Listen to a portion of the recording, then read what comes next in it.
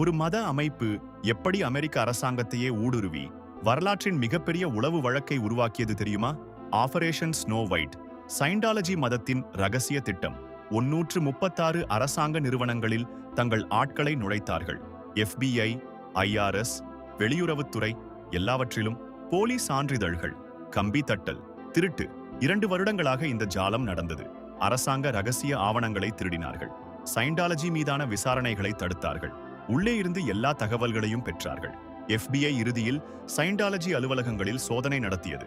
48,000 ஆவணங்கள் கைப்பற்றப்பட்டன. ஒரு பெரிய உளவு நெட்வொர்க் அம்பலமானது. 11 சைண்டாலஜி தலைவர்கள் சிறைக்கு அனுப்பப்பட்டார்கள். அமெரிக்க வரலாற்றின் மிகப்பெரிய உள்நாட்டு உளவு வழக்கு.